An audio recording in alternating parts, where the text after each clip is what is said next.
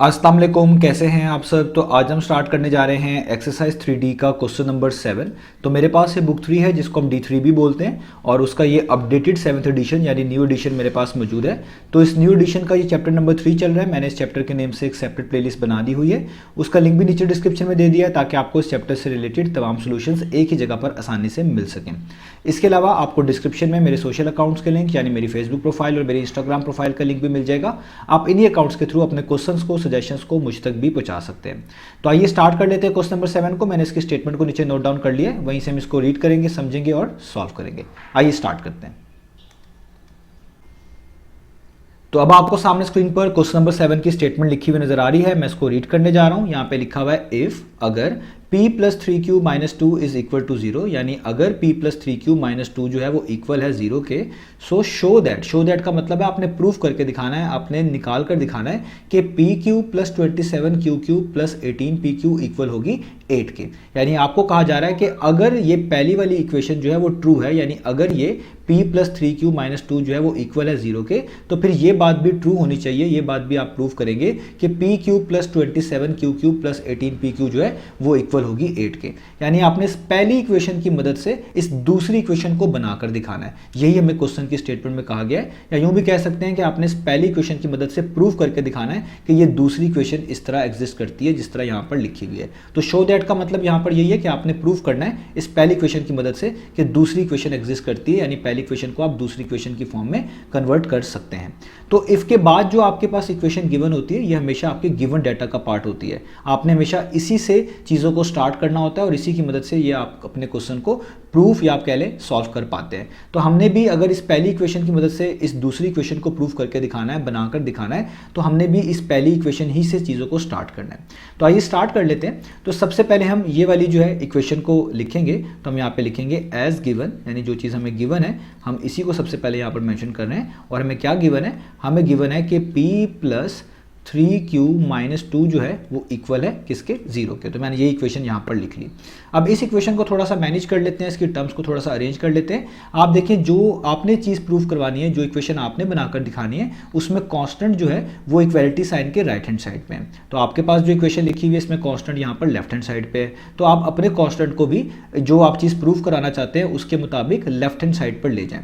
तो आप इस चीज़ को ऐसे कर लें कि आप यहाँ पे लिख लें p प्लस 3q, ये 2 यहाँ पर सब्ट्रैक्ट हो रहा है, ये इक्वलिटी साइन के दूसरी तरफ मूव करेंगे तो वहां जाकर ऐड हो जाएगा। आपको पता है ये चीज़ें, 2 के पीछे यहाँ पर माइनस का साइन है, जब आप उसको इक्वलिटी साइन के राइट हैंड साइड पे लेके जाएंगे तो प्लस साइन के साथ हो जाएगा। यानी यहाँ पे इक्वलिटी साइन वैसे ही रहेगा, 0 वैसे ही होगा और 2 जो यहाँ पर सब्ट्रैक्ट हो रहा था यहाँ पर आके क्या हो जाएगा?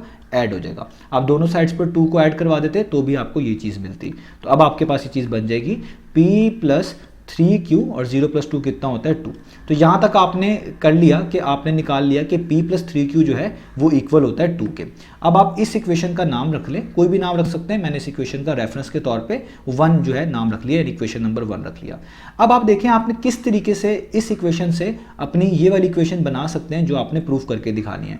अब जो इक्वेशन आपने बनानी है उसमें आप देख सकते हैं आपको p के ऊपर पार्ट 3 यानी क्यूब लिखा हुआ नजर आ रहा है, q के ऊपर पार्ट 3 यानी क्यूब लिखा हुआ नजर आ रहा है, और इनफैक्ट जो 27 लिखा हुआ है ये भी 3 का अगर क्यूब करें तो तभी 27 आता है।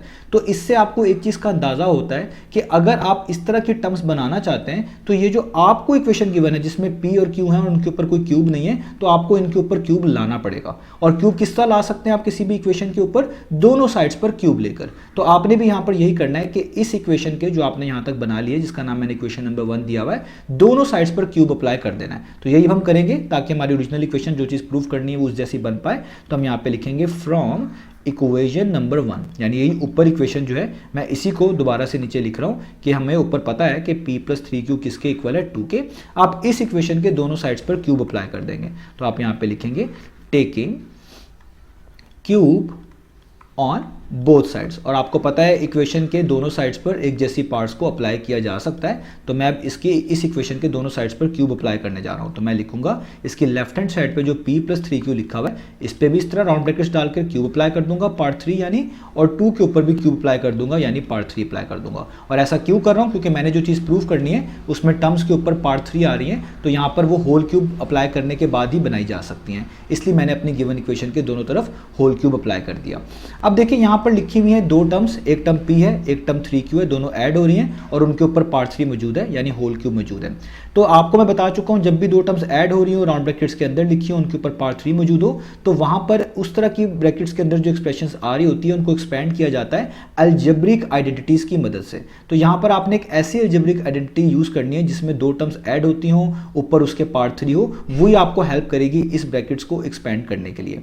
तो ऐसी कौन सी आइडेंटिटी है वो आपको पता है, हमने पढ़ रखी है कि एक आइडेंटिटी थी a plus B whole cube वाली, वो बिल्कुल इसके साथ रिजेंबल करती है, वही हमें मदद करेगी इस ब्रैकेट्स को एक्सपेंड करवाने में।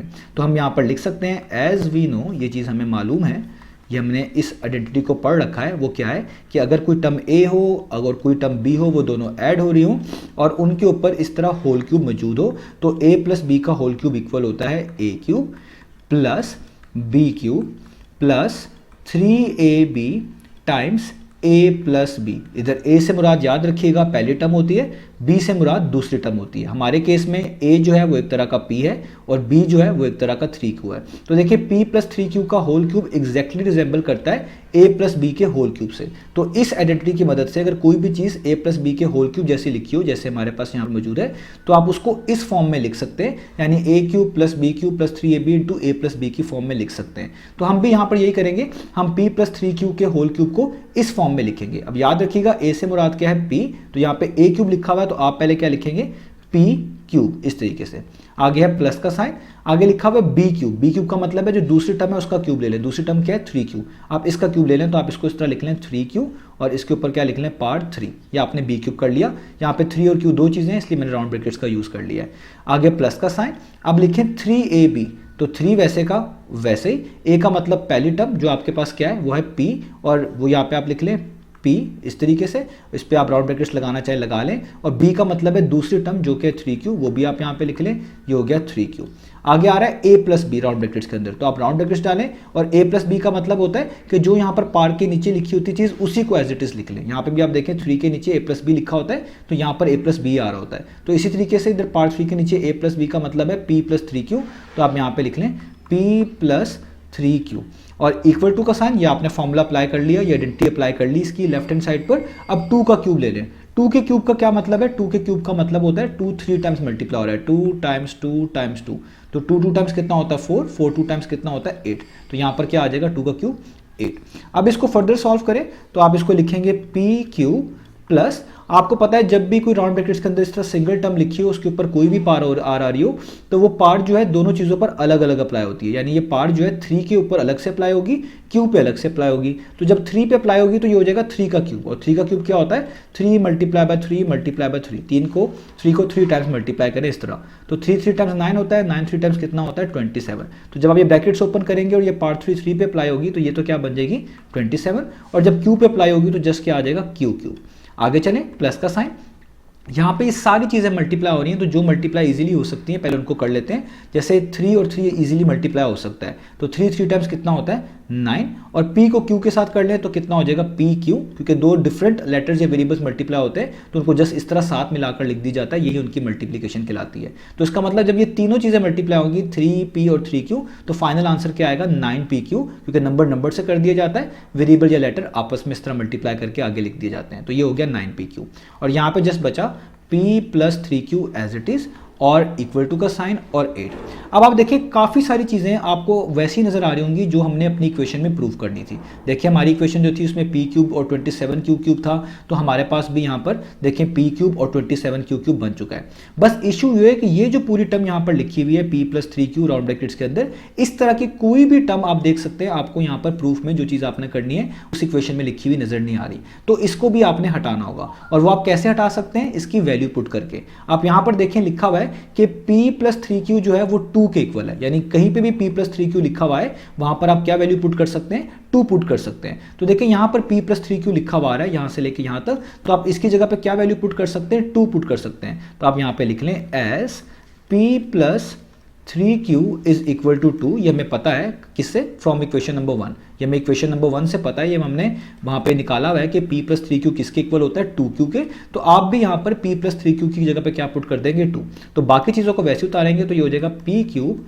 Plus 27q cube plus 9pq और p प्लस 3q की जगह पे उसकी वैल्यू पुट कर देंगे जो कि क्या है 2, तो यहाँ पे राउंड ब्रैकेट्स डाल के आप 2 पुट कर दें, इक्वल टू का साइन वैसे ही, और यहाँ पर 8 आ गया। अब आप इसको फर्दर सॉल्व करें तो ये हो जाएगा p cube plus 27q cube plus यहाँ पे ये दोनों टर्म्स मल्टीप्लाई हो रही तो नंबर को नंबर से मल्टीप्लाई कर दिया जाता है, 9 को 2 से करें कितना हो जाएगा 18, और p क्यू साथ वैसे ही आ जाएगा, तो ये वैसे का वैसे और इक्वल टू 8 वैसे का वैसे ही। तो देखें आपने जो इक्वेशन प्रूव करनी थी, बनाकर दिखानी थी, वो बनाकर दिखा दी कि p cube plus 27q cube जो है प्लस 18pq इक्वल किसके इक्वल आ जाता है, 8 के इक्वल आ जाता है। तो ये आपने एक तरह का कह लें प्रूव कर लिया, शो कर लिया, ठीक है। तो अब आप देखें हमने यही तो करना था कि हमने इस पहली इक्वेशन की मदद से ये वाली इक्वेशन शो करके दिखानी थी, बनाकर दिखानी थी। तो देखिए हमने पहली इक्वेशन को यूज करते हुए यही सेम इक्वेशन, इसको आप देख लें, यही सेम इक्वेशन यहाँ पर बनाकर दिखा ली है। तो इसका मतलब हमारा प्रूफ फिनिश हुआ, हमने शो कर दिया कि वाकई में कि अगर आपके पास p प्लस 3q माइनस 2 0 के इक्वल हो तो ये बात ट्रू होती है, यानी p cube plus 27q cube plus 18pq 8 के इक्वल आती है, जैसा कि मैंने आपको प्रूफ करके दिखाया। तो यहाँ पर हमारा एक क्वेश्चन फिनिश हुआ। तो उम्मीद है आपको चीज़ें समझ आई होंगी। इंशाल्लाह नेक्स्ट वीडियो से मिलेंगे बाकी सॉल्यूशंस के साथ।